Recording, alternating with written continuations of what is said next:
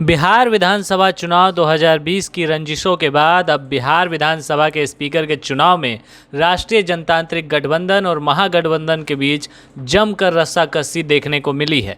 17वीं बिहार विधानसभा के नए अध्यक्ष को लेकर दोनों ही सदन के अंदर आमने सामने दिखे, लेकिन यहां भी एनडीए महागठबंधन पर भारी पड़ी।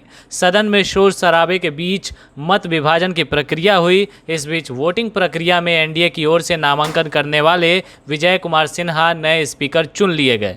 उनके पक्ष में 126 वोट पड़े। नए स्पीकर विजय कुमार सिन्हा ने आज कुर्सी भी संभाल ली। बिहार विधानसभा के स्पीकर के पद को लेकर के 51 साल बाद चुनाव हुआ और इसमें भी भाजपा के विधायक विजय कुमार सिन्हा अध्यक्ष पद के लिए चुन लिए गए।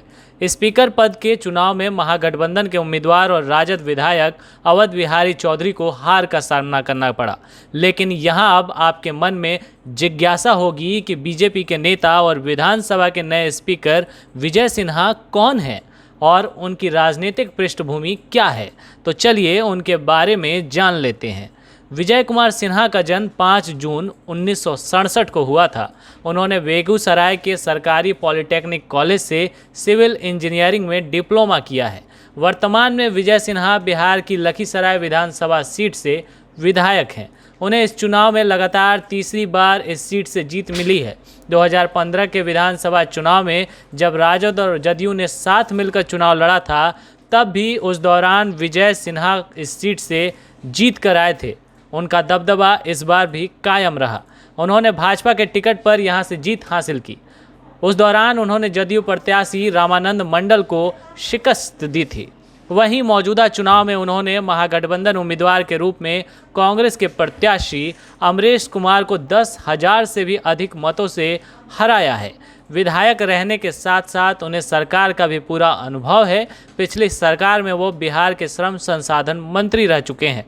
बता दें कि बिहार विधानसभा के अध्यक्ष की कुर्सी संभालने वाले विजय सिन्हा भाजपा के पहले विधायक हैं। इससे पहले भाजपा को बिहार में विधानसभा के स्पीकर का पद नहीं मिला था।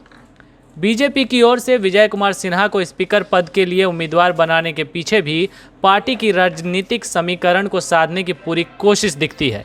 विजय कुमार सिन्हा भूमियार जाति से आते हैं। ऐसे में भाजपा उनको स्पीकर पद का उम्मीदवार बनाकर बिहार के अपने कोर वोटर सवर्णों के बीच अपनी जातिगत समीकरण को भी साधने में कामयाब हुई है।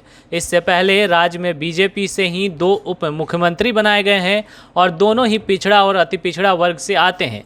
यानी बीजेपी ने दलित और पिछड़ों को प्रतिनिधित्व देकर उन्हें पहले से ही अपने साथ कर लिया है। बाकी बची खुची कसर स्पीकर पद पर सवर्ण नेता को देकर बीजेपी ने पूरी कर दी है।